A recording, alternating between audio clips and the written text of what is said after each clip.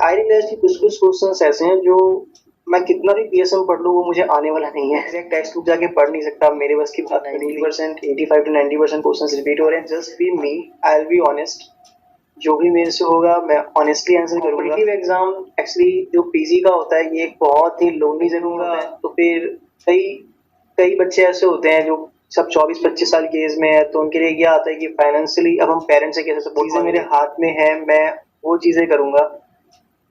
And उसी को जो जो फैक्टर्स मेरे कंट्रोल में है मैं उसको ध्यान रखने की कोशिश करूंगा। एंड बाकी जो चीजें होंगी उस पे वॉरी करके कुछ फायदा नहीं है। ये तो काफी फन प्रोसेस है, स्लो प्रोसेस है बट काफी फन प्रोसेस है। तो उस तरीके से चीजें इंटरेस्टिंग है। Competitive exam I used to look at it like कि ये मेरी लाइफ का ऐसा एग्जाम है जहां मैं अपनी लाइफ को 1 डिग्री से चेंज कर सकता हूं। सर्च करूं टॉप 20 सर्जन्स इन इंडिया, वो सारे एम्स टॉपर के तो नहीं होंगे ना, एनआईसीटी के टॉपर्स या एमबीबीएस के टॉपर्स। मैंने तो नहीं देखा है। गुड क्लिनिशियन इंस्टेड ऑफ एक गुड रैंकर बनूं मैं, सब बढ़िया होगा। डिप्रेशन में नहीं जाना है, परेशान नहीं होना है। होता है जब हम यूजी डेज में होते हैं 11th और 12th क्लास में, सबका सपना होता है कि मैं तो एम्स जल्दी जाऊंगा एंड मैं वहीं पे बिल्डिंग है। मैंने रियलाइज कि यार कभी सोचा नहीं था यहाँ पे आऊंगा, बस आ गया। Hello everyone. Today we have Dr. Rahul Mishra, who secured All India Rank 10 in UPSC CMS 2025. Currently, he is doing MD Anesthesia from AIIMS New Delhi. First of all, many congratulations, Dr. Rahul. Please tell about yourself and your journey. Thank you so much, ma'am, for introducing myself. Hello everyone, my name is Dr. Rahul Mishra and currently I am doing MD Anesthesia from AIIMS Delhi. In UPSC exam of I secured All India Rank 10 and at present I am doing MD Anesthesia from AIIMS Delhi. CMS में all India rank 10 और AIIMS new Delhi से anaesthesia में PG, it's a really huge achievement. तो इन दोनों की preparation आपने कब start की थी और आपकी प्रिपरेशन जर्नी कैसी थी इन दोनों एग्ज़ाम के लिए? Actually, till final year, I used to study just to pass the examinations like most of the MBBS and medicals do. In internship, जब मुझे लगा कि अब आगे मुझे क्या करना है, so I started preparing for examination, different competitive examination. And जो मेन जर्नी है कॉम्पिटिटिव एग्जाम थी वो मेरी इंटर्नशिप में स्टार्ट हुई and then I got to hear about UPSC CMS examination. So उसकी जो तैयारी थी मेरी नीट की तैयारी की और एनआईसीटी की तैयारी के साथ साथ अलॉन्ग में चली। तो इनकी प्रिपरेशन जर्नी कैसी थी? आपने इन एग्ज़ाम के लिए जो सब्जेक्ट्स थे, स्टडी मटेरियल, वो कैसे कवर किया था आपने? मोस्टली जो नीट पीजी आईएनसीटी और यूपीएससी सीएमएस के एग्जामिनेशंस होते थे, I went through the PYQs of this examinations and I realised कि इवेंचुअली ईयर बाय ईयर इसमें जो प्रीवियस ईयर टॉपिक्स होते हैं, प्रीवियस ईयर क्वेश्चंस होते हैं, वो बार बार रिपीट होते हैं 70 to 80% डिपेंडिंग अपॉन कौन से एग्जामिनेशन। लाइक आईएनसीटी के अंदर मोस्ट ऑफ द क्वेश्चंस वो सेम प्रीवियस ईयर टॉपिक से होते हैं। नीट में क्या होता है कि वो लोग अपने प्रीवियस टॉपिक चेंज करते रहते हैं, बट आईएनसीटी में मोस्टली 90% जो क्वेश्चंस होते हैं वो उनके प्रीवियस टॉपिक से ही होते हैं। एवरी ईयर दे गो थोड़ा डीप सा कॉन्सेप्ट को थोड़ा सा घुमा देते हैं, बट टॉपिक्स मोस्टली सेम रहते हैं। सेम पैटर्न आई ऑब्जर्व कि यूपीएससी सीएमएस एग्जाम में भी होता है।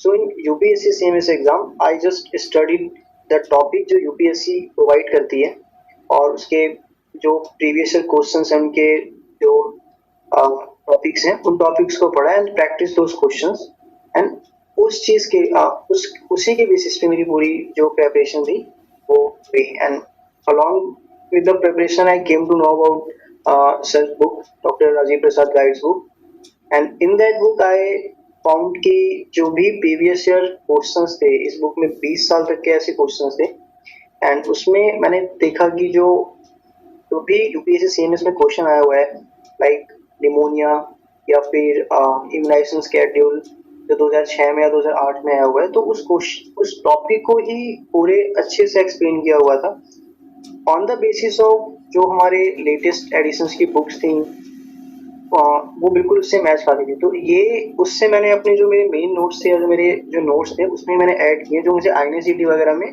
आईएनसीटी एग्जाम्स में उसमें काफ़ी हेल्प मिली है। तो उससे काफ़ी आसान हो गया था एग्ज़ाम क्रैक करना। इनफैक्ट इन यूपीएससी के जो मेन एग्जाम में मैं बैठा था, और जबकि काफ़ी क्वेश्चंस पहले के रिपीट हो रखे हैं। एंड और यूपीएससी में क्या होता है कि वो लोग क्वेश्चंस एग्जैक्ट टेक्स्ट बुक से बनाते हैं। And in that book I like जो टेबल्स होते थे वो मैंने एग्जैक्ट देखे कि वो उसमें से आए हुए हैं, तो आंसर सॉल्व करना काफ़ी आसान हो गया था। यूपीएससी सीएमएस की तो ये खास बात है कि उसमें प्रीवियस से टॉपिक्स बहुत रिपीट होते हैं। अगर आपने उसको कवर कर लिया तो काफ़ी हद तक उसका आप कवर कर सकते हैं। तो सीएमएस के लिए आपने क्या क्या और क्या क्या रिसोर्सेज यूज़ किए थे? सीएमएस में मैम मेनली लाइक कोर जो मेरा एक मेन जो कोर ऐसे था, मैं marrow as a cubing use करता था। एंड बीटीआर मेरा एक सोर्स था जो मैं पढ़ता था। Along with that, for UPSC CMS main exams के लिए I covered the PYQs of UPSC CMS। मैंने मेनली लास्ट 10 इयर्स के जो क्वेश्चंस थे उनको सॉल्व किए थे with the help of sir की बुक है डॉक्टर राजेंद्र प्रसाद गाइड, उसमें से। एंड उसमें से मैंने आंसर्स देखे थे, उनके एक्सप्लेनेशंस देखे थे, और उसमें जो भी टेक्स्ट बुक के एक्सप्लेनेशंस थे उन एक्सप्लेनेशंस को अच्छे से रीड करके, अब जो हमारे नोट्स होते हैं, बाकी के नोट्स होते हैं, वो बिल्कुल क्रिस्प होते हैं। वो बुक से ऐसे एग्जैक्ट, मतलब बुक्स का बिल्कुल एक वो होता है। तो उन एक्सप्लेनेशंस को पढ़ के मैंने जो भी मुझे एक्स्ट्रा इन्फॉर्मेशन थी वो मैंने अपने जो मेन नोट्स थे मैंने उनमें ऐड किए थे। एंड उस पॉइंट के साथ में मैंने ऐसे लिख दिया था UPSC CMS, UPSC CMS, UPSC CMS. तो मेरे ऐसे पूरे नोट्स में अगर मैं नोट्स पढ़ लूँ तो मुझे पता होता था कि ये क्वेश्चन इस बारे सीएमएस में आया हुआ है, ये क्वेश्चन इसमें आया हुआ है। तो नीट के साथ साथ, आईएनसीटी के साथ साथ मैं अपने सीएमएस के साथ साथ करते जा रहा था। सो ये पूरी मेरी स्ट्रेटजी थी। इनफैक्ट यूपीएससी सीएमएस के एग्जाम के पहले भी मैंने बस 10 साल के प्रीवियस ईयर क्वेश्चंस किए थे। एंड वो मैंने रियलाइज किया कि वो सेम क्वेश्चंस रिपीट होते हैं। Definitely they ask in medicine, जो उनके स्टार्टिंग के 10 क्वेश्चंस होते हैं वो उनके एरिथमिया के क्वेश्चंस होते हैं, वो उनके ईसीजी के क्वेश्चंस होते हैं। तो वो सेम पैटर्न थे, वो उनके मर्मर के क्वेश्चंस होते हैं हर बार। अगर हम यूपीएससी सीएमएस के स्टार्टिंग के मेडिसिन के 10 क्वेश्चंस देखेंगे तो definitely they ask about the murmurs. Currently आगे के क्वेश्चंस थायराइड के होते हैं, तो ये सेम क्वेश्चंस रिपीट होते थे। गॉलस्टोन्स के क्वेश्चंस आते ही आते हैं। In paediatrics they definitely ask about the breast feeding and all. PSM में कुछ क्वेश्चंस प्रोग्राम्स के होते हैं। एंड आई रियलाइज कि कुछ क्वेश्चंस ऐसे हैं जो मैं कितना भी पीएसएम पढ़ लूँ वो मुझे आने वाला नहीं है। तो मैंने सोचा कि जो 5 से 10% क्वेश्चंस है मुझे इन पे बॉदर भी नहीं होना है। बाकी के जो 90% क्वेश्चंस है उन पे प्योरली फोकस करना है, बिकॉज वो बार बार रिपीट हो रहे हैं। मेरी कोर स्ट्रेटजी यही थी, उनको बार बार पढ़ना, बार बार प्रोसेस को रिपीट करना। एंड लास्ट में मैंने बस एक यूपीएससी का मॉक दिया था, वो कहीं ऐसे ही मुझे मिला था एक ऐप पे, तो मैंने उस पर सॉल्व किया था। बाकी सब कुछ totally entirely based upon the PYQs and PITs। नहीं, ये आपने बिल्कुल सही कहा कि 5 to 10% क्वेश्चन तो कोई भी नहीं कर पाता। रिपीटेड टॉपिक्स हैं और रिपीटेड क्वेश्चन हैं, वो गलत नहीं होने चाहिए, उनको बार बार रिवीजन करना चाहिए। तो आपको जो प्रसाद गाइड से आपने क्वेश्चन किए थे, आपने साथ साथ जो एक्सप्लेनेशन पढ़ा, तो उससे क्या आपको नीट पीजी और आईएनआईसीटी में भी हेल्प मिला था उसका एक्सप्लेनेशन से? हाँ यस, उससे काफी मिला था। इनफैक्ट आईएनसीटी में, यूपीएससी में जो एक क्वेश्चन आया था ब्रेस्ट फीडिंग के ऊपर लेके, उसके पैटर्न को लेके, वो सेम क्वेश्चन आईएनसीटी में भी रिपीट हुआ था। तो मतलब आईएनसीटी में व्हाट दे डू कि वो टॉपिक्स के डीप में जाते हैं and it is entirely based upon the text book. And मैंने वो पैटर्न रियलाइज किया कि यूपीएससी सी में जो सर की गाइड थी, सर की गाइड में सर ने जो रिसेंट एडिशंस के, सर ने इनफैक्ट रेफरेंस भी दिया हुआ है कि रिसेंट एडिशंस की बुक्स के हमने वो डाल रखे हैं।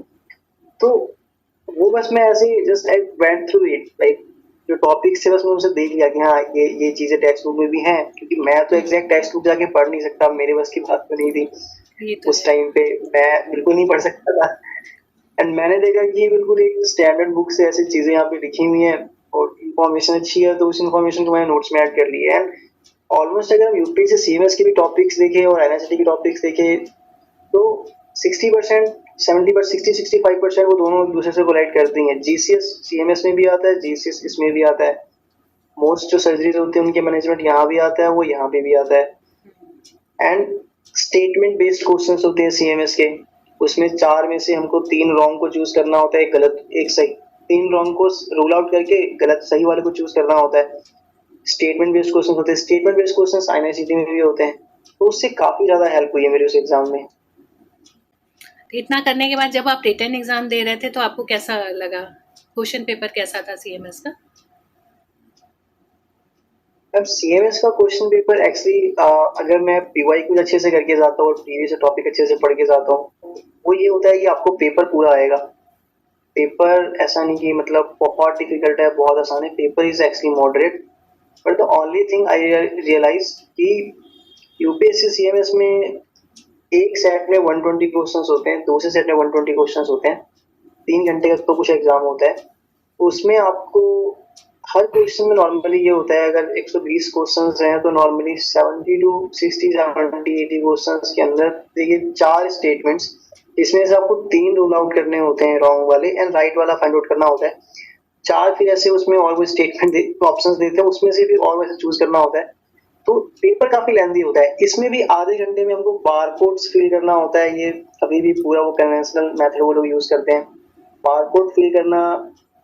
Like in UG I have done mistakes in barcode filling, तो वो एक पास्ट ट्रॉमा जैसा होता है। तो आधे घंटे तो मेरे ऐसे बारकोड फिल करने में जाते हैं, तो 90 minutes we have to solve the 120 questions में मल्टीपल स्टेटमेंट्स हैं, तो वो काफी लेंदी सा होता है। सो सिली मिस्टेक्स के चांसेस काफी बढ़ जाते हैं, तो बस एक वो स्ट्रेस रहता है। बट अगर हमने पीवाई कुछ अच्छे से कर रखा है and we are actually conscious, हमने क्वेश्चंस प्रैक्टिस काफी अच्छे से की है एंड हम कीवर्ड्स पे फोकस कर रहे हैं, तो क्वेश्चन सॉल्व करना काफी आसान हो जाता है। सो व्हाट आई डिड कि मैंने जो टॉपिक्स अच्छे से कर रखे हैं, प्रीवियस टॉपिक्स, प्रीवियस क्वेश्चंस मैं पहले से देख के गया था कि 90% 85 टू 90% क्वेश्चंस रिपीट हो रहे हैं। अगर कोई क्वेश्चन उस टॉपिक से आया तो मैं उसको अटेम्प्ट करूंगा एंड उसे सॉल्व करूंगा, उस पर ज़्यादा टाइम लगाऊंगा। अगर कोई क्वेश्चन मुझे लग रहा है कि नया क्वेश्चन है और मैंने इस पर कभी टाइम नहीं लगाया, और अगर वो वन स्टेटमेंट क्वेश्चन है तो मैं सॉल्व करूंगा, अगर मल्टीपल स्टेटमेंट तो मैं सॉल्व नहीं करूंगा, मैं उस चीज़ को छोड़ दूंगा। अगर मुझे टाइम मिलेगा तो वापस आकर उसको सॉल्व करूंगा। तो ये मेरी कोर स्ट्रेटजी थी उस टाइम पेपर के अंदर। नहीं, ये टाइम मैनेजमेंट जो आपका था ये बहुत बेस्ट तरीका है किसी भी क्वेश्चन पेपर को सॉल्व करने का, कि आप किसी लेंदी पेपर को कैसे कम टाइम में सॉल्व कर सकते हैं और अच्छा सिक्योर कर सकते हैं मार्क्स।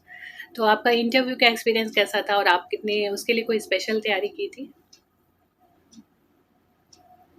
इंटरव्यू में ma'am I saw lot of YouTube videos, लोग अपनी अपनी बातें बता रहे थे कि उनके इंटरव्यू में ये पूछा है, उनके इंटरव्यू में ये पूछा है, एंड हर एक पर्सन का एक इंडिविजुअलाइज मतलब एक्सपीरियंस था, जो बेसिकली कुछ भी ऐसे कुछ कॉमन नहीं था। तो मैंने ये रियलाइज करा कि they are asking anything and वो कुछ भी पूछ रहे हैं, तो मैं कुछ ऐसे खास 2 दिन प्रिपेयर करके जाऊंगा तो कुछ जैसे होगा नहीं।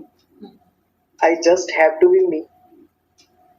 मैंने एमबीबीएस में पढ़ाई करी है, मैंने इंटर्नशिप में पढ़ाई करी है, मैंने कॉम्पिटिटिव एग्जाम के लिए पढ़ाई करी है, एंड मेरा थॉट प्रोसेस ये था एग्जाम के मतलब इंटरव्यू के पहले कि it's a personality test, they will check my personality ना। एग्जाम तो हो चुका है, तो मेरा बस ये था कि मैं जब जाऊंगा एग्जाम इंटरव्यू देने के लिए तो I will just be me, I will be honest, जो भी मेरे से होगा मैं ऑनेस्टली आंसर करूंगा एंड कम्युनिकेट काफी अच्छे से करूंगा। And I have like given interview for KVP examinations and other examinations, so I just decided to be honest and to just be me. तो ये मेरी पूरी स्ट्रेटजी थी कि मैं किसी तरीके से जाऊंगा। एंड मैंने बस एक, जब हम इंटरव्यू का मेन जब हम फॉर्म भरते हैं यूपीएससी सीएमएस का, उसमें डैफ भरते हैं, तो उस टाइम मुझे ये आइडिया था कि जब ये लोग इंटरव्यू में अगर पूछेंगे तो ये डैफ ही इनके पास होता है। तो इन द डैफ जो हम अपनी इंफॉर्मेशन भरते हैं like hobbies and interest and हमने क्या क्या किया है, तो मैंने वही चीज़ें भरी थी जो मैं एक्चुअली मैं करता हूँ या मैं फॉलो करता हूँ या मैंने कभी ना कभी करी हुई है। बिकॉज इन एग्जामिनेशंस दे मतलब जो मेनली 100 मार्क्स का पर्सनैलिटी होता है, तो उसमें से हाईएस्ट मार्क्स 50 मार्क्स जो आईएएस में बैठे होते हैं वो लेते हैं, 25 मार्क्स जो हमारे जो हमारे नॉलेज के बेसिस पे होता है एमबीबीएस से related and 25 other, but mostly marks जो होते हैं वो पर्सनैलिटी टेस्ट और आई गेस लेते हैं उनका ही होता है। तो मुझे बस मैंने इंटरव्यूज देखे तो वही कह रहे थे कि डेफ में जो लिखा होता है उससे पूछते हैं, तो आई वाज जस्ट ऑनेस्टली जो मैं करता हूँ वही, लाइक देयर वाज समथिंग कि मेरी हॉबी क्या है, तो I just wrote philosophy and spirituality. तो मेरा पूरा इंटरव्यू एक्चुअली इसके अराउंड ही घूमा था, why philosophy why spirituality, even they asked me about the like what are you reading, आप क्या पढ़ रहे हो, I answered it and then वो उसमें भी डीप में गए कि उनकी कोर फिलोसफी क्या है, उनके क्या है, like why Upanishad and all, तो वो उसमें में डीप में गए थे एंड देन उससे वहां पे मेरी जो पूरी इंटरव्यू थी went for like psychology, psychiatry, depression, anxiety and उसके अलावा फिर ऐसे ही मतलब जो इंटरव्यू था वो आगे बढ़ता गया। इन द डेफ फॉर्म उन्होंने मेरा जो एड्रेस था, मैं कहाँ पे रहने वाला हूँ, तो उन्होंने ये भी पूछा कि बेटे इसका नाम यहाँ पे क्यों, मतलब ऐसा नाम क्यों है, तो मुझे वो पता नहीं था and I had like one thing in my mind कि कुछ भी अगर मुझे नहीं आएगा या फिर मुझे कुछ याद नहीं होगा, क्योंकि कभी कभी ऐसा होता है like they ask me out what is normal vaginal delivery and I was totally blank. ये आंसर मैंने कितनी बार किया होगा वाइवास के अंदर, बट मैं टोटली ब्लैंक था। So instead of like memorising it and all, मैंने उनसे बस ये कहा कि sir it's not like at the spot coming to my mind. तो मेरा ये स्ट्रेटजी था कि अगर मुझे कोई चीज याद नहीं आएगी तो आई रिस्पेक्टफुली ये कन्वे करूंगा कि मुझे याद नहीं आ रहा है, so that in the main time वो मेरे से और क्वेश्चंस पूछ सकें। मैंने ये एक चीज जब मैं केवी बैक इंटरव्यू देने गया था तो वहाँ के डायरेक्टर थे, उन्होंने हमसे बात कही थी कि हमें पता है कि आपको क्या आता है क्या नहीं आता है, वी आर जस्ट चेकिंग कि how good and how well you are communicating things with us, आप कितने अच्छे से चीजों को कन्वे कर पा रहे हैं। अगर आपको कुछ चीज नहीं आ रही है तो आप हमें कन्वे कर दें, इन द मीन टाइम हम आपसे और क्वेश्चन पूछ पाएंगे। तो मैं वही स्ट्रेटजी लेकर यहाँ पे गया था कि अगर मुझे कोई चीज नहीं आएगी तो, क्योंकि ऑब्वियस ही बात है नहीं आ पाती है, कभी कभी चीजें दिमाग से निकल जाती हैं, तो मैं उनसे बता पा रहा था कि सर मुझे भी एट प्रेजेंट ये चीज नहीं आ पा रही है, आई एम सॉरी सर। तो मेरे से नेक्स्ट आगे क्वेश्चंस पूछे थे, इवेंचुअली जब मैं कंफर्ट हो गया तो I was able to answer those questions. So ये मेरी एक दूसरी स्ट्रेटजी थी जो मैंने बताई थी। ये बिल्कुल सही है कि इंटरव्यू आपका पर्सनालिटी टेस्ट होता है ना। प्रिपरेशन के दौरान आपका सबसे बड़ा चैलेंज क्या था? प्रिपरेशन के दौरान जो सबसे डिफिकल्ट चीज मुझे लगती है दैट कॉम्पिटिटिव एग्जाम एक्चुअली जो पीजी का होता है ये एक बहुत ही लोनली जर्नी होता है। व्हाट हैपेंस इन यूजी कि आप एक क्लास में बैठे होते हो, आप कोचिंग्स में या फिर आपके 12th के दोस्त होते हैं, but normally in PG it's a very lonely journey and you have to be consistent and it's a very boring process. आपको सेम टॉपिक्स सेम चीजें बार बार पढ़नी है, आपको कंसिस्टेंट रहना है और काफी अकेलेपन की जर्नी है, ये सरवाइव करना काफी डिफिकल्ट होता है। यूजी में ये होता है कि अगर हम फेल हो गए तो फिर कोई बात नहीं, दोबारा चांस ले लेंगे, हो जाएगा। पीजी में ये होता है कि अगर नहीं होगा तो फिर कई कई बच्चे ऐसे होते हैं जो सब 24-25 साल की एज में है, तो उनके लिए ये आता है कि फाइनेंशियली अब हम पेरेंट्स से कैसे सपोर्ट मांगेंगे, तो ये भी एक प्रेशर होता है। तो ये सारी चीजें दिमाग में आती हैं। मैंने बस उस टाइम पे ये सोचा था कि जो चीजें मेरे हाथ में है मैं वो चीजें करूंगा एंड उसी को जो जो फैक्टर्स मेरे कंट्रोल में है मैं उसको ध्यान रखने की कोशिश करूंगा एंड बाकी जो चीजें होंगी उस पर वॉरी करके कुछ फायदा नहीं है। तो ये मेरी एक कोर स्ट्रैटेजी थी, वो अफेक्ट करती हैं, बट मेरा बस ये तरीका था कि मैं जो मेरे हाथ में है, मेरे हाथ में भी ये है कि मुझे कंसिस्टेंट रहना है। ये बोरिंग प्रोसेस है तो मुझे किसी न किसी तरीके से इसको इंटरेस्टिंग बनाना है। जब मेरा क्वेश्चन करने का मन कर रहा है मैं क्वेश्चन कर ले रहा हूँ, जब नहीं मन कर रहा है तो मैं यूट्यूब पे जाके जो प्री टेस्ट एंड डिस्कशंस होते हैं, पीवाईक्यू डिस्कशंस होते हैं वो देख ले रहा हूँ। अगर वो देखने का मन नहीं कर रहा है तो बस मैं लेक्चर सुन ले रहा हूँ। तो किसी न किसी तरीके से इसको इंटरेस्टिंग बनाना है एंड मैंने जो अपने प्रिपरेशन फेज में यही फील किया था कि ये बहुत लोनली जर्नी है, बहुत बोरिंग प्रोसेस है, किसी को सेम टॉपिक बार बार पढ़ने का मन नहीं करता है, only just the sake of solving some MCQs कि कोई केस नहीं है, कुछ भी नहीं है।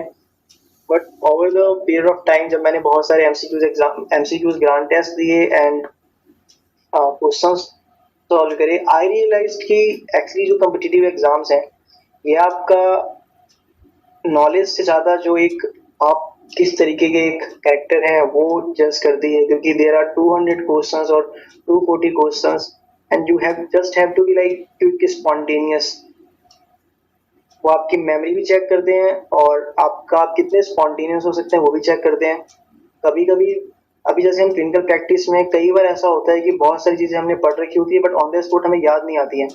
तो जस्ट हम ऐसा नहीं करते कि उस चीज उस पेशेंट को लेके बैठे रहते हैं कि हाँ आप बैठो आधे घंटे तक, मैं सोचता हूँ फिर आपको बताऊंगा। नहीं, हम उसको कहते हैं कोई बात नहीं, आप हमारे सीनियर के पास चले जाओ। So there is some kind of reference system. Even in MCQ exams कुछ ऐसे क्वेश्चंस होते हैं जो हमें नहीं आते, हम कहते हैं कोई बात नहीं बाद में देखेंगे, दूसरा क्वेश्चन है ना उसको पहले करते हैं। तो ये ओवर दैट टाइम मुझे ऐसी ऐसी चीजें रियलाइज हुई कि एमसीक्यू एग्जाम में वो हमसे मेमोरी भी चेक कर रहे हैं कि क्योंकि हमारा पूरा ऐसे फील्ड ही मेमोरी का है। हमने कितना ज्यादा उस फील्ड पे उस टॉपिक पे टाइम स्पेंड किया है, जितना किया उतनी हमारी अच्छी मेमोरी होगी। स्पॉन्टेनियस डिसीजन मेकिंग का है कि हम कितने स्पॉन्टेनियस डिसीजन मेक कर सकते हैं। हमको 200 के 200 जो पेशेंट्स हैं उसको नहीं देखना है, हम 150 160 पेशेंट देख पा रहे हैं, 40 को हम नहीं अटेम्प्ट करें कोई बात नहीं, उसको रेफर कर देना है।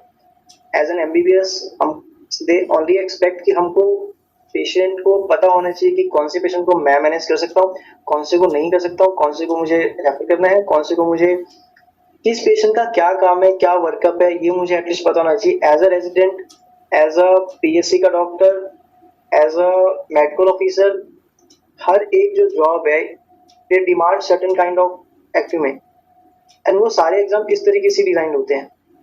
तो ओवर द टाइम मुझे रियलाइज हुआ कि ये तो काफी फन प्रोसेस है, स्लो प्रोसेस है बट काफी फन प्रोसेस है। तो उस तरीके से चीजें इंटरेस्टिंग बनी एंड दैट्स हाउ जितने भी जो बच्चे हैं या फिर जो मतलब लोग हैं जो इसको सुन रहे हैं, आई विल से कि make it interesting in your own way. आप किसी भी तरीके से इसको इंटरेस्टिंग बनाओ। एक बोरिंग प्रोसेस है, बहुत ज्यादा बोरिंग प्रोसेस है, आपको अकेला लगेगा, लोग इंस्टाग्राम पे मजे कर रहे हैं। और मुझे मतलब एक चीज और बहुत अच्छी चीज लगी इन नॉर्मली क्या होता है कि डिफरेंट डिफरेंट जो करियर पाथ्स हैं उसमें ये होता है कि अगर आपने कुछ एक बैड परफॉर्मेंस दी तो फिर बाद में ऐसे मौके बहुत कम आते हैं। But the beauty of the medicine is that different different stages of life पे आपके पास बहुत सारे अपॉर्चुनिटी आते हैं। अगर आपका नीट पीजी अच्छा नहीं गया, like I have done counseling mistake in my UG days, so I went to the different college जो मुझे लगा कि कहाँ आ गया मैं। Then क्योंकि in fact it was a very good college, great college, and I learned a lot from that college. But in PG के time पे आपको लगता है कि आपके पास फिर से एक नई अपॉर्चुनिटी आती है, आप उसमें ट्राई करते हो। अगर आप फेल भी हो जाओ, आप अपने एक्सपेक्टेड के अकॉर्डिंग उससे कम परफॉर्मेंस करते हो, फिर आपका सुपर स्पेशलाइजेशन का मौका आता है। Even in super specialization you don't perform well and you just choose एक ऐसा सा कॉलेज, देन आप फेलोशिप कर सकते हो, you can train under some great doctor, great physicians. Then medicine हमारे पास हर स्टेप पे हर पॉइंट पे एक अपॉर्चुनिटी होती है। तो instead of looking at it as competitive exam, I used to look at it like कि ये मेरी लाइफ का ऐसा एग्जाम है जहाँ मैं अपनी लाइफ को 1 डिग्री से चेंज कर सकता हूँ। जो मेरी कंडीशन अभी है, मैं उससे अगर मैंने थोड़ी मेहनत कर ली, मैंने पिछले 5 साल क्या करा है क्या नहीं करा है कुछ फर्क नहीं पड़ने वाला है। अगर मेरा ये एग्जाम अच्छा चला गया और अगर ये हो गया तो मेरी लाइफ 180 डिग्री से टोटली चेंज हो जाएगी एंड मजा आएगा। तो मैं उसे ऐसा अपॉर्चुनिटी की तरह देखता था। जब भी मुझे लगता है कि बहुत बोरिंग हो रहा है, मेरे से नहीं पढ़ाई होगी, मैं तो ऐसा सोचता था कि अगर ये मेरा हो गया तो मेरी लाइफ बदल जाने वाली। और ये मौके बार बार नहीं आते, ये मौके मेरे को 5 साल पहले आया था, ये मौका मेरे को अब आया है। और इस मौके में अगर मैं फेल भी हो गया तो क्या फर्क पड़ता है, 6 महीने बाद फिर से एनआईसीटी का एग्जाम है, 6 महीने बाद फिर से नीट का एग्जाम आएगा, फिर से यूपीएससी में का एग्जाम आएगा। तो मतलब ऑप्शंस की अपॉर्चुनिटी की कमी नहीं है, बस मेरी तरफ से कुछ कमी नहीं होनी चाहिए। मैं तो अपना 100 200 300% दूंगा तो मेरी लाइफ बदल जाने वाली है इस दरवाजे के बाद। ये एक मेरा माइंडसेट होता था एंड उस माइंडसेट के बाद मेरी वर्ड्स में ये होता है कि हाँ मतलब अगर मुझे बोरिंग लग रहा है तो नहीं, ये मौका है, ये करना है, तो वो वर्क करता था मेरे लिए। आप डिफरेंट लोग डिफरेंट तरीका यूज कर सकते हैं, ये चीज है, ये भी आप अप्लाई कर सकते हो। मुझे लगता है हर एक की लाइफ में ऐसा होता है कि वो अपनी लाइफ को चेंज कहीं ना कहीं हर एक की लाइफ में ऐसा है कि वो अपनी लाइफ को, एक ऐसी अपॉर्चुनिटी है जिसमें हम कुछ भी कर सकते हैं। मैं किसी कौन से कॉलेज में था, बड़ोड़ा मेडिकल कॉलेज में, many people know about it but many people don't know about it, and luckily I got selected into AIIMS Delhi and sitting into the AIIMS Delhi, एक छोटा सा बच्चा जो बस बुक पे ऐसे नाम पढ़ता था एम्स दिल्ली के, एंड आज यहाँ बैठा हूँ, मैं इस कैंपस में घूमता हूँ, and the little kid in me like just wondering and देख रहा है कॉलेज और अच्छा लग रहा है उसको। I am training under those people जिनके बारे में सुनता था, अखबारों में पढ़ता था। तो it was totally game changing for me and it work very well. बिल्कुल, ये आपने बहुत ही अच्छी बात कही। आपने रिजल्ट के बारे में ज़्यादा स्ट्रेस लेने के बजाय अपना 100% देने पर फोकस किया, और साथ ही साथ ये भी कि अगर मेरा अभी नहीं होगा तो आगे भी और भी मौके मिलेंगे। आई थिंक ये पॉजिटिव सोच और प्रैक्टिकल माइंडसेट ही आपको एम्स तक ले गया। I feel exams are just the part of journey. ये एग्जाम बस एक स्क्रीनिंग टूल की तरह है, बस ये दरवाजे के जैसे हैं जो आपको डिसाइड करते हैं कि हाँ आप कामयाब हो। एक रैंक वाला जो है वो भी एम्स दिल्ली में आया है, एंड जो 100 रैंक वाला है वो भी एम्स दिल्ली में आया है। वो बस एक ये है कि हाँ ये पहले आया या 100वें नंबर पे आया, बट दोनों एम्स दिल्ली के अंदर आ तो गए हैं। अब आप उसके बाद कैसा परफॉर्म करने वाले हो, आगे क्या परफॉर्म करने वाले हो, वो टोटली आपके ऊपर है, और ये मौके हर बार आता है। अगर मैं अभी जाके गूगल पे सर्च करूँ टॉप 20 सर्जन्स इन इंडिया, वो सारे एम्स टॉपर के तो नहीं होंगे ना, एनआईसीटी के टॉपर्स या एमबीबीएस के टॉपर्स। मैंने तो नहीं देखा है, अगर कोई मुझे दिखा नहीं, देता है बिल्कुल, तो बिल्कुल। मैं मान जाऊं, नहीं देखा है। We always talk about good clinicians, हम कभी बात नहीं करते कि हाँ ये टॉपर है, वो टॉपर है, ये टॉपर है, वो टॉपर है। इनसिक्योरिटी आती है ड्यूरिंग प्रेपरेशन फेज की मेरी रैंक 1 नहीं आएगी, मेरी रैंक 10 नहीं आएगी, अपनी रैंक को लेके आती है। But the more I came into contact with the patients and people, they only remember how you treated them. अब जितने अच्छे क्लिनिशियंस थे, अगर आपको कुछ चीज नहीं पता था तो आपने उनको बताया कि मुझे ये चीज नहीं पता है, it's out of my hand, you please just go to that person. आपको रेफर करना भी आना चाहिए, और उस रेफर की वजह से अगर उस पेशेंट का भला हो जाता है तो आके कहता है कि आपने सही टाइम पे हमको बताया कि कहाँ पे जाना है। बिल्कुल। तो लाइक माई माइंडसेट वाज, अब ये इंटर्नशिप में आने के बाद ही हुआ, जब पेशेंट से कांटेक्ट हुआ, लोगों से बातें हुई, तभी हुआ कि I I need to be a good clinician instead of एक गुड रैंकर बनूं मैं। तो उससे एक, जब मेरा पूरा एक फोकस एक गुड क्लिनिशियन बनने पे आया ना, तो फिर मैं एग्जाम को भी, जो एग्जाम कंडक्ट हो रहा है, मैंने उसमें भी देखा कि ये मेरे जो एक बड़ा सा जो गोल है उसमें किस तरीके से चीजें ऐड कर रहा है, कि क्या ये मतलब मैं स्पॉन्टेनियसली डिसाइड कर पा रहा हूँ, क्या मैं चीजों को याद रख पा रहा हूँ, क्या मैं जो क्वेश्चन मुझे नहीं आ रहे हैं उसे छोड़ पा रहा हूँ, और उस जीटी के बाद, उस टेस्ट के बाद क्या मैं उन क्वेश्चन को वापस सीट करने जा रहा हूँ। अगर मैं कुछ पेशेंट को रेफर कर पा रहा हूँ तो बाद में मुझे उस पेशेंट के बारे में पता होना चाहिए कि नेक्स्ट बार भी ऐसा कोई सेम पेशेंट आ सकता है। तो ओवरऑल जितने भी कॉम्पिटिटिव एग्जाम्स है, जितनी भी चीजें हैं, कहीं ना कहीं हमारे अंदर एक क्लिनिकल एक्ट में डेवलप कर रही है। कुछ कुछ चीजें वो नहीं कर रही है, we can debate upon it, but अगर हम ओवरऑल देखें तो ये कहीं ना कहीं हेल्प कर रही है। तो मैं जाके इस वेव को ऐसे बदल तो नहीं सकता, रिवर्सलाइज तो नहीं कर सकता कि आप अलग पैटर्न में एग्जाम दो। I just only write the tight, और कुछ नहीं कर सकता। तो just I started to look कि मेरी मेरे मेरे लिए मेरा जो एम है वो किसमें किस तरीके से हेल्प कर रहा है, एंड मैं किस तरीके से सपोर्ट कर सकता हूँ, बस मेरा वो एम था, इंटरेस्टिंग बना सकता हूँ। अभी जो एस्पिरेंट्स तैयारी कर रहे हैं उनके लिए आपका क्या सजेशन है कि वो कैसे तैयारी करें या कैसे बैलेंस बना के तैयारी करें कि उनका नीट पीजी, यूपीएससी या आईएनआईसीटी में सिलेक्शन हो सके? The core strategy will be कि जो डिफरेंट डिफरेंट एग्जाम्स हैं उनमें पीवाईक्यूज या पीवाईटी पूछे जाते हैं, मेनली फोकस होना चाहिए, एंड उनको ऐसे अलग अलग रिसोर्सेज लेने की जरूरत नहीं है। Just take one resource, and उस रिसोर्स को आप अपना खुद का नोट्स बनाएं, एंड जिस जिस एग्जाम्स की आप प्रिपरेशन कर रहे हैं उसके अकॉर्डिंगली, क्योंकि मेनली टॉपिक सबके सेम है, 80%, 70%, 90% ऐसे सब ऑलमोस्ट कोर टॉपिक सेम है। अगर कोई मेडिकल ऑफिसर है या कोई रेजिडेंट है, उसको ट्यूबरक्लोसिस के बारे में तो पता होना ही चाहिए, निमोनिया के बारे में पता होना ही चाहिए उसको, मर्मर्स के बारे में, कार्डियक अरेस्ट के बारे में, इमरजेंसी सिचुएशंस हैं, टॉक्सिकोलॉजी सीएमएस में भी आता है, हर जगह आता है। तो देयर आर सम टॉपिक्स जो हर जगह हैं ही, उनके बारे में पता होना ही चाहिए। एक नोट रखना है, और पीवाईक्यूज जिस भी आप एग्जाम की तैयारी करो उनके पीवाईक्यूज सॉल्व करने हैं। जो भी आपको उसमें एक्सप्लेनेशन मिल रहा है, जो भी आपको लग रहा है कि ये प्रीवियस टॉपिक का इम्पोर्टेंट पार्ट है जो यूपीएससी में से पूछा जाता है, like the way UPSC focuses on it murmurs and all, जितना डीप में वो जाते हैं, जितने क्वेश्चंस वो पूछते हैं, इतना नीट नहीं पूछता। नीट एक या आधा क्वेश्चन पूछता, कभी कभी वो भी नहीं पूछता। जस्ट यू राइट मर्मर्स वाला जो पार्ट है वहाँ पे आप लिख दो कि यूपीएससी के लिए इम्पोर्टेंट है, और जब आप यूपीएससी आप जब नोट्स अपने फ्लिप कर रहे हो तो आप देख लोगे कि हाँ ये यूपीएससी में आया हुआ है, यहाँ पे आया हुआ है, यहाँ पे आया हुआ है। तो वो एक कोर स्ट्रेटजी होती है। And follow the PYQs and PYTs. आप नीट एंड आईआईसीटी के लिए जो भी कोचिंग इंस्टीट्यूट्स हैं, आपको जो सूट कर रहा है, जो टीचर सूट कर रहे हैं, आप उनको फॉलो कर सकते हैं। सीएमएस के लिए आप पीवाईक्यू सॉल्व कीजिए, वो बुक चूज कीजिए। जैसे मेरे केस में जो डॉक्टर राजीव प्रसाद गाइड बुक थी, वो काफ़ी वो मेरी हेल्प हुई है।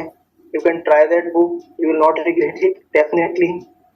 आप उसमें से जो भी आपके, क्योंकि वो बुक्स के एक्सप्लेनेशंस हैं, तो आप उसमें ऐड कीजिए, अपने नोट्स में ऐड कीजिए, वो डेफिनेटली आपको हेल्प करेंगे, not just in CMS examination, in fact in IICT और नीट टू। तो एक रिसोर्स होना चाहिए, उस रिसोर्स को फॉलो करना है study wise. Mindset wise just be consistent and be focused. आराम से हो जाएगा, नहीं होगा कोई बात नहीं, 3 महीने बाद फिर से एग्जाम आएगा, 1 साल बाद फिर से एग्जाम आएगा, हो जाएगा। इन दी एंड सब बढ़िया होगा। डिप्रेशन भी नहीं जाना है, परेशान नहीं होना है। किसी आपके मार्क्स हो सकता है कभी आपके जीडी में 120 करेक्ट हो, कभी 110 हो, कभी 100 हो। पॉजिटिव रहना है, जो भी गलतियां आ रही हैं उसको ठीक करना है, इवेंचुअली अच्छा ही होगा। बस ये एक माइंडसेट बना के रखना है। और नहीं भी होगा तो आप एक एमबीबीएस डॉक्टर हैं, आप अच्छा कर लेंगे। तो इनसेक्योर नहीं रहना है, जस्ट बी पॉजिटिव। अभी भी मैं तो ये मान के चलता था कि मेरा अगर कहीं नहीं होगा तो मैं एक अच्छा एमबीबीएस डॉक्टर बनूंगा, क्योंकि इंडिया में ऐसे बहुत जगह जहाँ पे अच्छे एमबीबीएस डॉक्टर्स भी नहीं है। इस अप्रोच के साथ रहना है। अगर इस अप्रोच के साथ रहते तो ये होता है कि मैं एक तरीके से सिक्योर तो हूँ, तो सिक्योरिटी के साथ सिक्योर होके चीजों को एफर्ट मारना है, परेशान नहीं होना है, बस अंत में सब अच्छा हो जाएगा, ये सोच के चलना है, और हो ही जाता है। आज तो कोई ऐसा मिला नहीं है, बस ये कि नदी के उस तरफ लगता है कि आगे जाके नदी में मैं डूब जाऊंगा, बट अब नदी के उस पार जब लोगों से मिलेंगे, कोई जहाज से गया होगा, कोई हेलीकॉप्टर से गया होगा, कोई तैर के गया होगा, डूबते दाबते गया होगा। जब आप उन लोगों की 10 साल की बात कहानियां सुनेंगे तो आपको लगेगा कि ये सब तो खुशी है अपने जीवन में, कोई ना कोई बढ़िया ही कर रहा है। आपकी अपनी यात्रा है, आप बढ़िया कर लोगे, आप परेशान नहीं होना है। मैं सबको यही बोलता हूँ, जूनियर्स को भी यही कहता हूँ, जो मुझे मिलता है सबको यही कहता हूँ, क्योंकि मैंने होते हुए देखा है, आपको परेशान नहीं होना है, अंत में सब अच्छा होगा। बिल्कुल, आपकी ये पॉजिटिव सोच एस्पिरेंट्स के बहुत काम आने वाली है। आपकी ये जो यूजी से लेके अभी एम्स दिल्ली तक जो जर्नी है, इसको आप किस तरह से देखते हैं? Done my MBBS from a very prestigious college like Baroda Medical College is actually well known college. It's a top college. मतलब वहाँ पे जो क्लिनिकल एक्ट में लोगों को मिलता है, आई रियलाइज कि वो काफी ज्यादा अच्छा मिलता है। बच्चे हमारे काफी अच्छे थे, स्टूडेंट्स काफी अच्छे थे, बट एक माइंडसेट होता है जब हम यूजी डेज में होते हैं 11th और 12th क्लास में, सबका सपना होता है कि मैं तो एम्स दिल्ली जाऊंगा एंड मैं वहीं पे रहूंगा।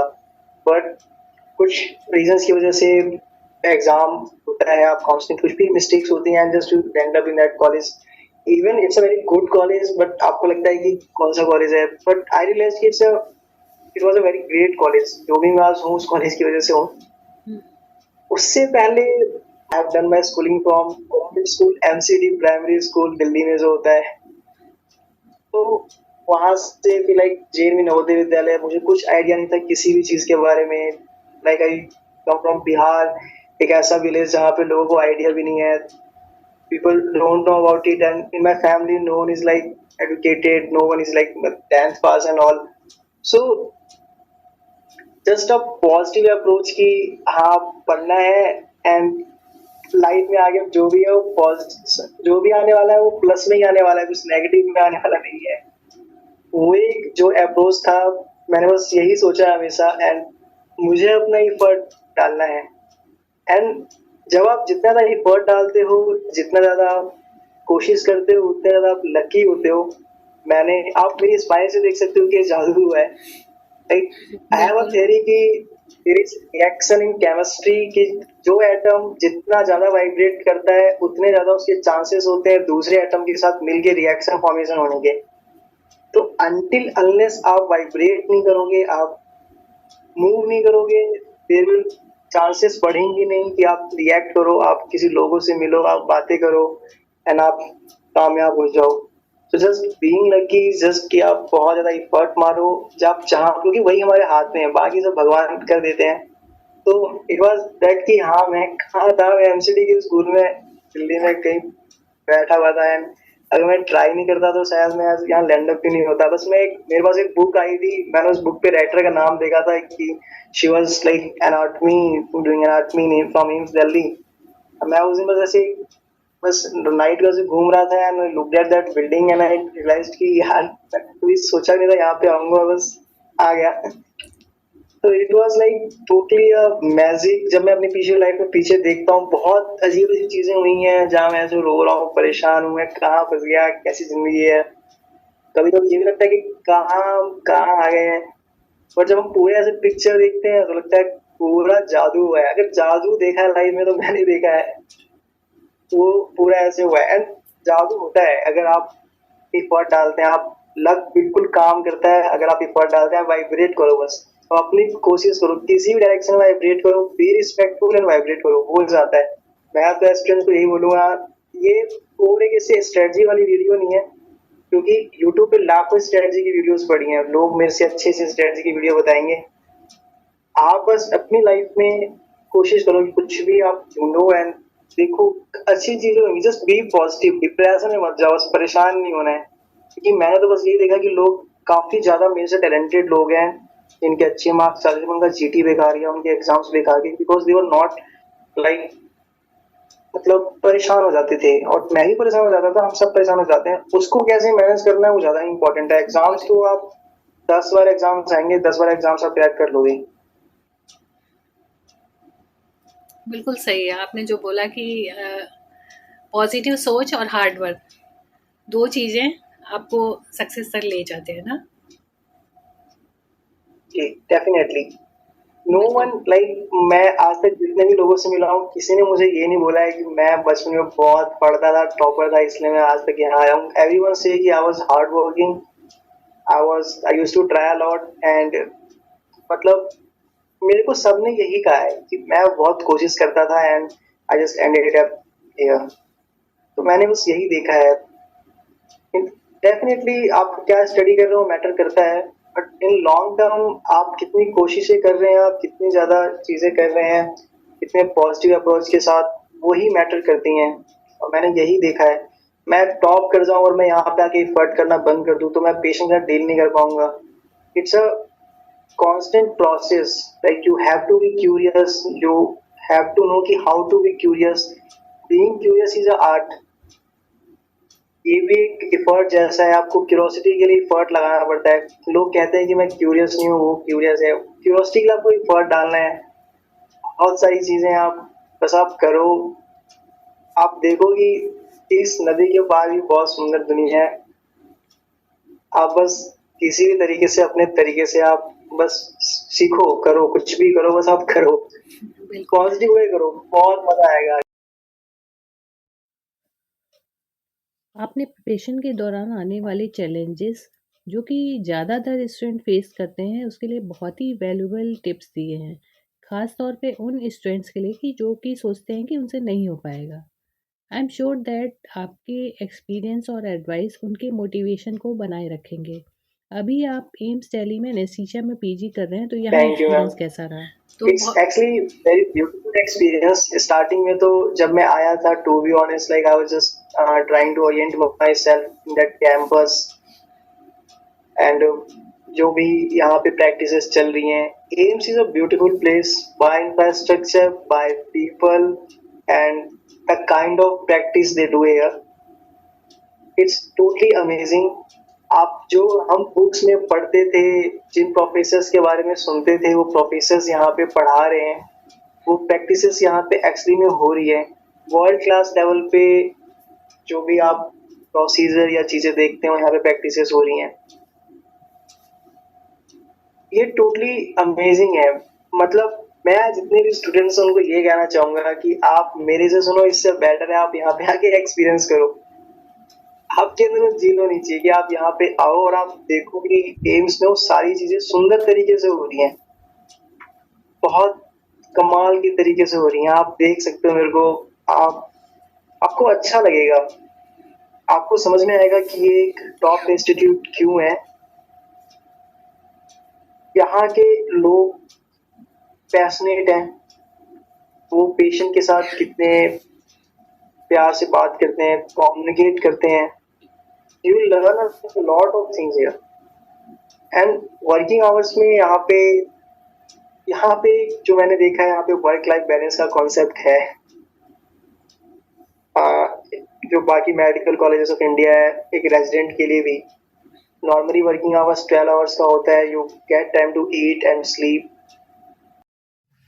Thank you so much doctor Rahul, आपने इतने वैल्यूबल टिप्स शेयर किए कि कैसे स्ट्रेस को दूर रखना है, साथ ही साथ पॉजिटिव माइंडसेट कैसे मेंटेन करना है, मोटिवेशन को कैसे मेंटेन करना है, साथ ही साथ प्रिपरेशन के लिए इतने सारे टिप्स दिए. Thank you so much.